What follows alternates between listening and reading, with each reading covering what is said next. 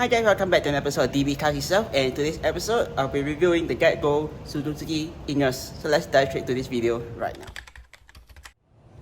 Alright then, so here is guys the Suzuki Ignis. So yeah, basically right from the back, if you guys didn't know, this is the second Suzuki that GetGo has in its fleet. So yeah, and also if I can say, this is also one of the smallest, or if not the smallest car in GetGo fleet itself, because basically if you look from this side, from front itself, is very small. So and actually if I were to reverse this car all the way back to its lot, I think it will be very, how to say it, that if basically if there's very long wheelbase car that park in between those two lots, it will definitely cover up this car. So yeah, this is definitely a very short car, or if I can say the shortest car in GetGo fleet itself. So yeah, but other than that, let me just dive straight to the damages that this car has itself. So basically for this car, the damages that this car has is, upon further inspection, I realized there's one damage. There's a scrape right at the bottom right here, and also one right here. This I'm not too sure, maybe a paint chip from something. And other than that, there's some scratches, some all over the car itself. So yeah, basically there's some here itself, there's some, oh shit. Okay, should have touched that. So probably that could have been bird shit. So yeah, ew. So yeah, other than that, there isn't really much further than this, other than this one more right here itself. So yeah, other than that, that's all I say for this, for the damages for this car itself. So yeah, there's some small damages at the front, at the front bumper of the car itself, and also the rear bumper itself, and also at the side, maybe side passenger rear quarter panel, maybe like this part here. There's a very small one right here itself. So yeah, other than that, let me just show you guys the trunk space of the car right now. So to access the trunk, very simple. Just need to put your hand under the Suzuki emblem, and the trunk should open up. Normally for this case, if the trunk do not open up, you can always double check in by pressing the unlock button on the car itself, and basically just hurt the locking mechanism being released. So yeah, basically I can just pull on this lever right down below the emblem itself, and it should reveal to you guys the space for this car itself. So yeah, as you guys can see, there isn't really any space at all. Basically it is non-existent, and I can imagine if this partial shelf were not to be removed, I think at most you can just put a medium suitcase inside, or just maybe one large suitcase to put it inside here. If you were to put it horizontally, maybe if you were to basically what I'm trying to say is, you could put one large suitcase horizontally, or this is a very risky thing, but two medium suitcases but vertically side by side itself. So yeah, and other than that, if not, maybe this could also alternatively be your grocery car, where you could put quite a lot of groceries inside here. And yeah, if not, there's not enough space, you always push the front seat down, which I'll show you guys later on. And also yeah, basically I'll show you guys how to put down the front seat. And also seems like this car has an option where you can actually technically move the rear seat itself. So yeah, I'll show you guys that in a moment. Let me see what else do you get for this car itself. So right down below, nothing else other than your tow hook and your tow hook for the car itself, and also the wheel nut to change the wheel itself. But seems like this car doesn't have a spare tire itself. So yeah, unfortunately that's a downside. To close the trunk itself, very simple. Just need to pull on this lever itself, and the trunk should close. So yeah, just like that itself. So moving on, other than that, let's just dive straight to getting into the rear seat. So getting into the rear seat right now. So okay, that's interesting. So yeah, basically getting the rear seat, one thing I do notice straight off the back is you sit slightly higher than the driver in front. So yeah, basically this is my driving position right here, which is quite, I won't say low to very that low to the ground, but somewhat low enough that to what I like itself. So yeah, basically in the passenger in the rear seat itself, one thing you can see is I have tons of leg room right here. Headroom is not too bad, but one thing you can see is if you have slightly taller passenger itself, getting out will be an issue, because they'll be banging their head against this the roof, part of the roof itself. So yeah, so getting out they have to basically duck their head itself. So yeah, other than that, in the rear seat, what do you get? Well, you get some storage pocket to put your stuff, a cup holder right at the back, and basically there's no armrest because the center seat already doesn't exist. But if you do want to rest your arm on it, let me just close the door. You could technically rest it here and just look out from the back right here. So this is basically what the view look like for the rear passenger itself on either side. So yeah, now let's talk about fitting 3 people in this car. Well, you ask me, fitting 3 people in this car would be an issue, because one thing is, even though the transmission tunnel is not really that high, it's still a small hump in the center itself. And I think if you were to sit in the center, technically, in my opinion, I feel you're sitting right above the transmission tunnel itself. So I feel it might give some stress to the transmission tunnel, because a heavy person is literally sitting right above the transmission tunnel itself. So right in the center of the car itself. And if you guys know already from the start of the video, I mentioned that this car is a very, very small car. So later I'll show you guys something special about I won't say special or funny about this car, but a unique thing about this car is so small itself. But let me just get back to what I'm trying to say. So basically, if you're sitting in the center row, you can definitely feel the car shaking, because if you were to bounce, you can feel I don't think you can see in videos, but in person, if you were to try out this car itself and you were to bounce, like you can really try to shake this car, because basically if I were to jump, you can just see that keychain thing moving itself. So yeah, let me just do it for the third time again to demonstrate to you guys. So yeah, basically that's what I'm trying to say. You can technically really shake the car a lot, and you can feel the rear suspension doing its work itself. So yeah, other than that, let me just show you guys. Oh yeah, before I show you guys how to pull down the rear seat, and the rear seat, how to move forward and to have more space in the cargo, let me just show you guys the other part of this car.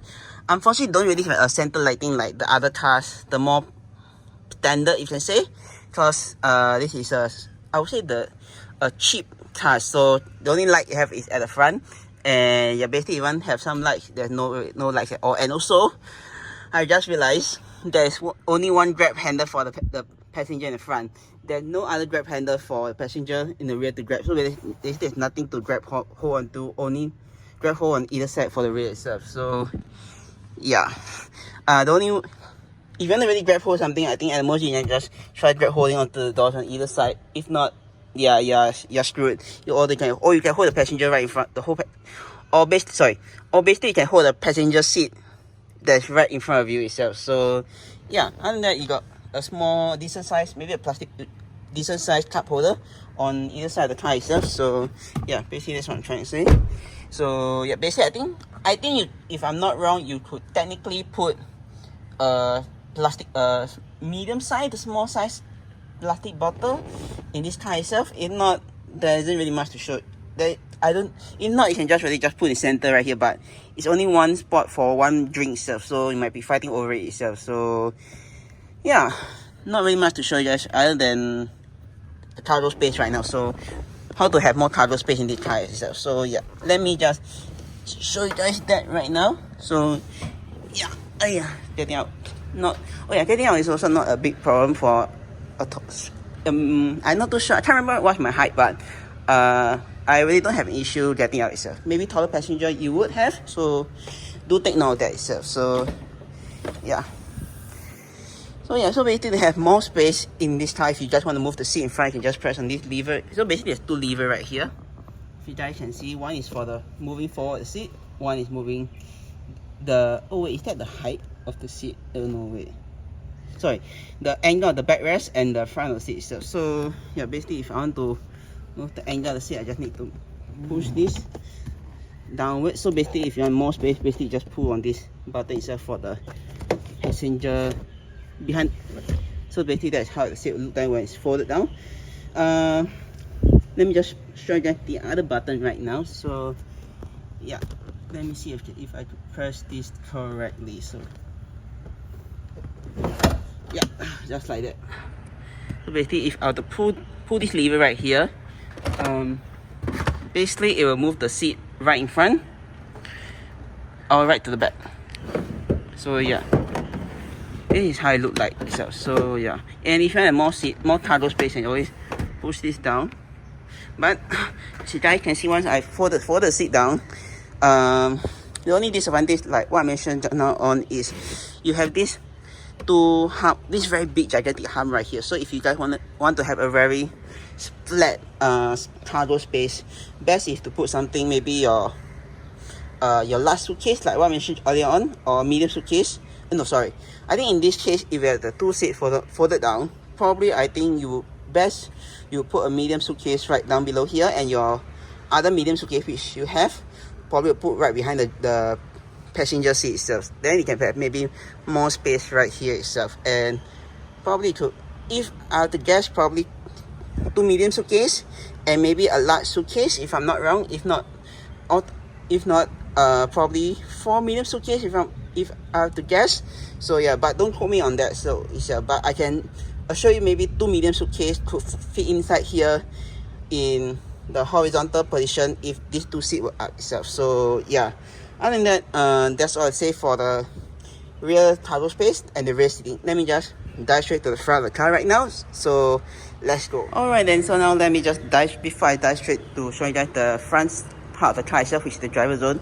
Let me just show you guys that feature which I meant to you guys earlier on, which if you guys saw just now where I showed you where you technically can really shake the car. Let me just prove it to you guys from the outside. So basically, you got this very nice I'll say guardrail, if you can call it. I don't know what this thing called. Oh, roof rail. That's what I said. Yeah, roof rail. So basically, technically, you can grab hold of this roof rail and you can still really shake the car itself. And I'm not too sure whether you guys can see the car shaking, but yeah, you can actually really shake this car quite easily itself. So yeah, other than that, let me just dive straight to showing you guys the interior of the car right now. So yeah, technically, if you guys have the key itself, there's keyless entry for this car itself. So basically, if I'm not wrong, you can just press on this to unlock, and maybe to this to lock. And if you were to slide hand right in itself, the key will detect the car key itself and will unlock the car itself. So yeah, but unfortunately for GetGo, they do not provide with the key, so you have to unlock it manually using the app itself. So yeah, now let's just dive straight into the car itself. So basically, this is how the interior of the Suzuki Ignis look like. My first impression was is very, very cheap itself. So yeah, at first I was thinking of its equivalent. I would say probably would be the Blue SG Blue car, but I realized this is slightly better than the Blue SG Blue car itself. So my next one that I could probably think of would be, I definitely know GetGo do not have this in their fleet, but I would say, in my opinion, I think it shares some of the similarities to the Suzuki Jimny. Even though I have never sat inside a Jimny before, I would guess somewhat of the build quality and also how the interior look like is quite similar to the Suzuki Jimny itself. So yeah, let me just show you guys the storage space for this car itself. So unfortunately, you don't really have a center console to put your stuff in the car itself. The only storage space that you have is right here itself. So basically, you can maybe put you put your wallet right here, and you also got two cup holders where you can put your drinks, and that's it. So yeah, this is quite a small one itself. So, and for this car, you also and all the GetGo car usually they have this ESO card which you could top up the car with fuel with, and yeah, that's all. Moving on to the next storage space, which I think is the only biggest one in the car itself, which should be this glove box right here. So this glove box right here, there's two places where you can store your documents or store whatever sheet that you want to put inside here. So yeah, basically you got one top part right here itself, and another one right down below here itself. Other than that, not really much to show you guys, cause there really, I think if you want to put some stuff, maybe probably all your documents, documents for the car itself, you could probably put here. And yeah, I don't think there's a space for a tissue box if you guys want to put here. I don't think you can put a tissue box inside here itself. The only space I think you can put it will be right on the dash itself lah. So yeah, moving on, you got the next part. I really don't want to call this a storage part, but somehow you got this thing right here which I really don't understand what it is the purpose for itself. So yeah, I question its existence itself. So yeah, probably I think it would be better if they just cover up this with some like the material that is used, or maybe like cover up with the plastic itself rather than exposing this with, I don't know what you could put it here for itself. So yeah, moving on to the next part. You got the center console itself. So basically you got your screen right here in your air conditioning vent and all the other necessary stuff to control your comfort in this car itself. So this I'll show you guys later on, which is quite similar to the Swift itself. So like what I mentioned, I won't be really going through that thoroughly. So if you guys want to know more about it, you probably could rent this car and try out for yourself, see what suit you the best. But other than that, let me just move on to the next part, which is right down below the screen itself. You got your hazard light right here. So yeah, basically you just press this, you got a hazard light switch right here itself. So yes, just very simple itself. So yeah, moving on, you got your climate control right here and your fan speed. So basically the climate control, which could shift up or shift down to control it, and same for the fan speed itself lah. So it's quite simple and self-explanatory. Moving on, you got your recirculating air right here itself. So basically any of the button you press right here, it will show you guys on this screen right here, which I'll show you guys later on when I turn on the car itself. So yeah, basically you got your recirculation of air, or you want direct airflow coming into the car itself. You got your AC, this is turn on your AC, turn off your AC, and this is for your auto climate control. Basically to automatically control your AC itself. So yeah, you got your front and rear defrost, and this is to control the airflow that's blowing towards you itself. So quite simple, and yeah, basically I'll show you guys this, some of the features which I just mentioned. I'll show you guys later on when I turn on the car itself. So yeah, moving on, right down below you got your 12-volt socket outlet right here, or you also got your USB auxiliary plug right here, which you plug your music or whatever shit that you want to listen, and you can plug right in, and I think you can control it through the infotainment screen itself. So yeah, moving on, you got your lane keeping assist and your lane avoidance assist. So basically these two buttons, when I was trying out this feature, I noticed one thing is, you don't really, there's no way of telling whether is it on or off itself. So yeah, basically if for other cars itself, when to know that it is off, they will usually show it will appear on the screen on the dashboard right here itself. But for the Ignis, when I press on either of these two buttons, there's no telling whether it is off or on. So the only way to know whether is it off or on is to purposely veer out the lane, or I won't recommend this, which is to try to create a crash itself. So yeah, but I did try out these two. I can safe to say these two buttons I really didn't turn off at all. It is still on when I veer out my lane and I almost collided into another car itself. It's still on itself. So yeah, other than that, that's all for all the switches right here itself lah. So moving on to the next part, you got your gear selector right here itself. So it's quite simple and explanatory. So yeah, basically you got your P, R, N, D, and manual. Manual itself you can technically control with the pedal shifter right here itself, which is really quite big itself. So yeah, this whole thing is the pedal shifter. Alright, to engage gear is very simple. Just hold on the brake and press on this gear thing right here itself, and you can release the gear, and you can go into the gear that wherever gear that you want itself. So yeah, moving on, you got your traditional handbrake itself. Your traditional handbrake. So basically to disengage it, you just press on this and put down. Engage it, just up itself. So yeah, quite simple itself. So yeah. Alright then, let's move on to the next part, which is the steering wheel of this car. So yeah, steering wheel of this car, if I'm not wrong, this is very different from the Swift steering wheel itself. So let me just run through some of the features right here itself. So basically, all the buttons right here you're seeing, this is to control the infotainment itself. This left and right to adjust the radio station or whatever thing that's on the infotainment itself. This right here to adjust your volume right here. So yeah, you got your info button right here, which I think I'll show you later on what it does. You got your mute switch. You also got your Bluetooth audio, or Bluetooth audio if you want to connect to your handphone. These two buttons right here is just very simple, just to pick up or end call itself. So yeah.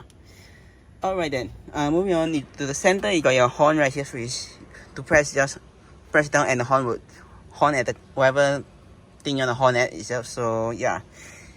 Moving on, you got your cruise control right here itself. So basically this is to activate the cruise control. This is to limit whatever speed that you want to go at. This is to increase and decrease your cruising speed. And last but not least, this is to cancel your cruise control itself. So it's basically to press cancel. You're just telling the car you want to take back full control, and the car will let you drive at whatever speed that you want itself. So be it you want to accelerate or brake, you're able to do that itself. So yeah. Somehow for the Suzuki is always on the left. So basically you got indicators and your light switch right here. So your light switch are the one on the outer part, which is the knob right here. So basically you got off, auto headlight. This is your, if I'm not, this is your daytime running light, and this is your full turn on your headlight itself. So yeah, and to activate high beam, just push inwards. To deactivate is just the other way around itself. To high beam is just pull back itself. So basically you can just see right here. So yeah, that's high beam itself. You also got your rear fog light right here itself. You could adjust.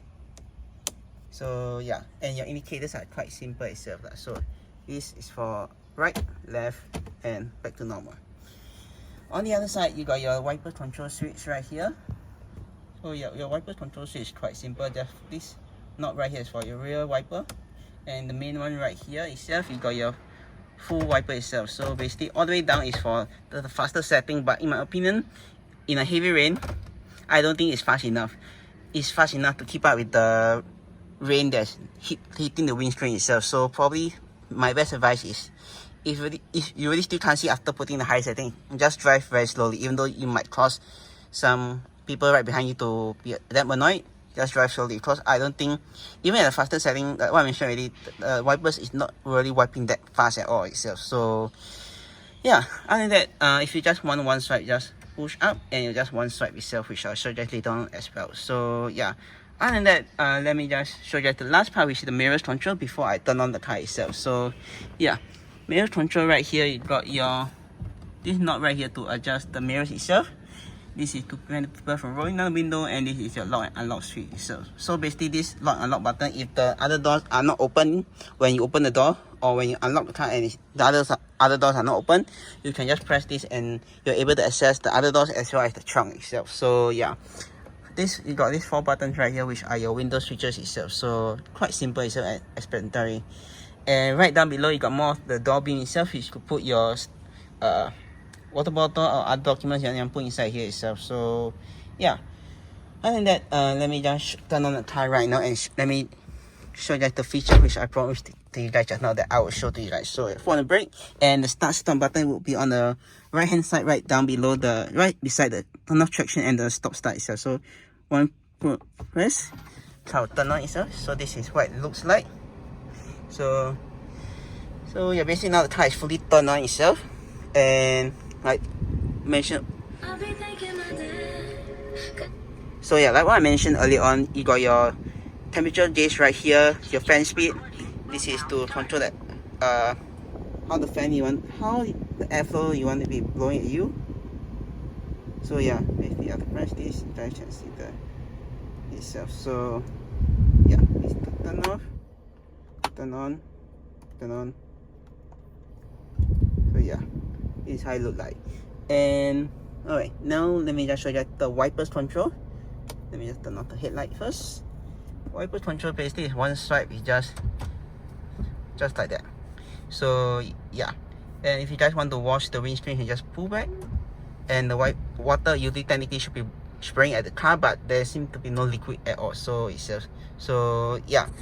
Alright then, let me just show you the infotainment itself right now. So infotainment wise is quite simple, as the Swift is a touchscreen control. So basically you can just touch on it and you can go to whatever infotainment that you want. To go back, just press on this home button and you'll go back itself.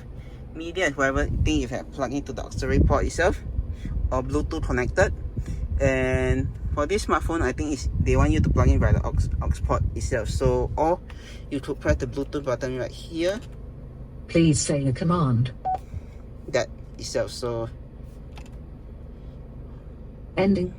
So yeah, that is what it looks like itself. So not going.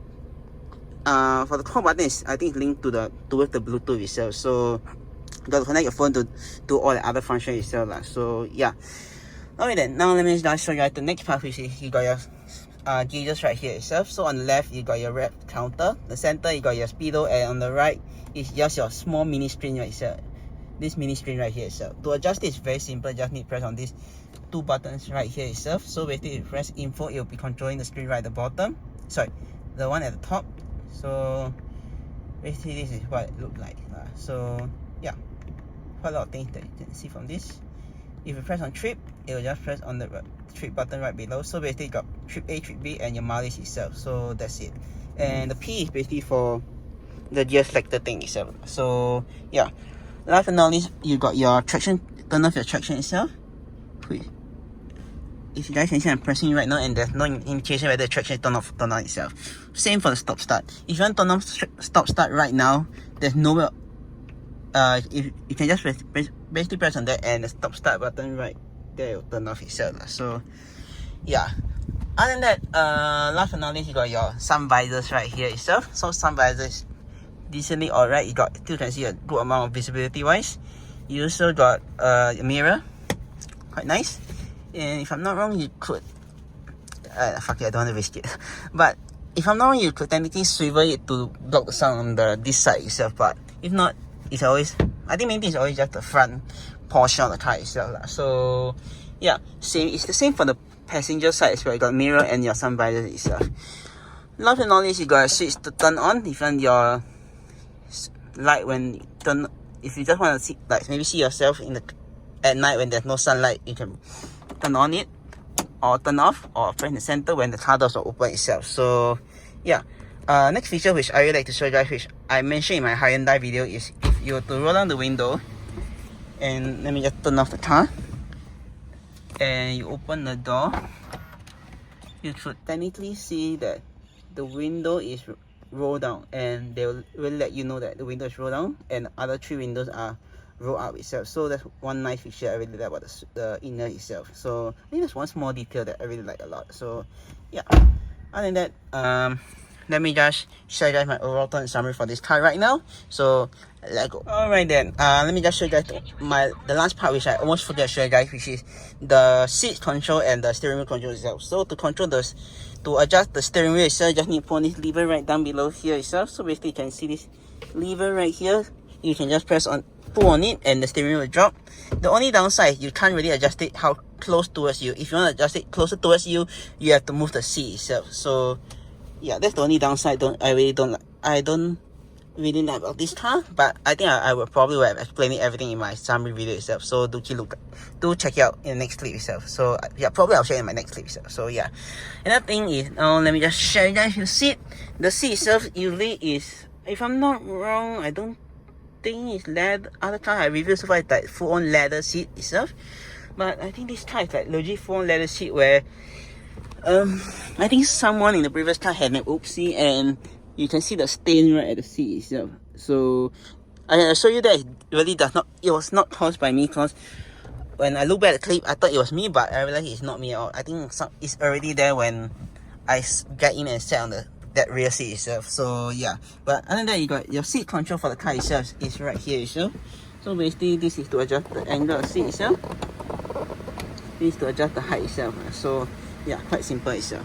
And also to access the engine compartment is that lever right down there itself. So yeah, other than that, that's all for the car itself. And also I really like the grab handle, because it's something special itself. So yeah, other than that, let's move on to my thoughts and summary for this car right now. Alright then, so yeah, basically what are my thoughts on driving this car itself? Well, one thing I have to share the back is, my first impression was this car is quite a really nice small mini car, which before even driving this, I thought I might really like it a lot, and yeah, appreciate it, and it could possibly be one of the nicest car that I've driven so far, but I was proven wrong. If I were to say the difference between how basically what I'm trying to say is, for the steering wheel for the Swift and the Ignis is completely different. Somehow for the Swift, the steering wheel is very light itself, and you can easily turn the car even at slow speed. For the Ignis itself, it's the same thing as the Toyota Race, which is at slow speed, the steering will be very hard to turn itself. So you might struggle with the turning portion part of the car itself. But when the car is at high speed, the difficulty in steering the car itself was reduced a bit. It's not like the Toyota Rise, which is the one that I reviewed a few videos back, a few months back. That is at high speed, the problem just disappears itself. Doesn't have an issue with the steering itself, where it's very difficult to turn. For the Ignis, the problem still occurs, just that it is not that bad itself lah. So yeah, and basically another good thing is for the Ignis itself, since it's a very short car itself, you can't really see what's in front of you. So technically, it's not very, in my opinion, for me, I don't think it's a big issue, because at least right, you know that where is your front of the car itself compared to like other cars which have a very long hood. You know that you have to give quite a lot of ample space so that you don't hit the car in front of you itself. So yeah, but overall, if you ask me what I really like about this car itself, well, I will say it's only about its size. I really like its sizing because it's quite small and easy to drive around, and yeah lah. Basically, that's what I really have to say. If you ask me, oh yeah, another thing I just remembered, I don't really like Suzuki auto stop start feature. Basically, it's quite jerky itself lah. So basically, if you were to let go, you basically slowing the car down to a complete stop is not a big issue. But when the auto stop start feature kick in, it's also still not a big issue. But when you let go of the brake, it will like, there's a split second of like, I really don't know how to say it, but it's like a split second of something that I can't really describe what it is, but it will just be that, and after that you just stay on the accelerator itself, the car will just move on as per normal itself. But that's a small issue only, which I don't really like about this car or Suzuki itself. Basically, in terms of that, I don't like Suzuki stop start itself, but for this car itself, like what I mentioned already, some of the disadvantages I don't really like about this car. But only thing about this car is, I think this is the smallest car in Get Go fleet itself, and also I think, yeah, basically I like this is the smallest car in Get Go fleet, and that's probably it, because I really don't have other features that I really like about this car itself. So yeah, if you ask me what I ran into the game, probably not, because this car is quite far out, but it has this location where this car's home lot has Toyota Yaris, which I reviewed. So if you guys want to see the review, I'll put it at the end of this video. It also has a Honda Shutter Hybrid, if I'm not wrong. So yeah, that is also, I'll probably link at the end of my video. So if you guys want to learn more about those two cars, I'll put it probably at the end of this video, and also I'll put a playlist of all my Get Go review itself in the end of this video itself. But other than that, that's all I say for this video itself. Oh yeah. Basically that's what I say for this video itself. Don't forget the subscribe button down right below to see more videos like this, or click subscribe and click see my 2 other videos. And with that, I'll see you guys in the next video. Peace.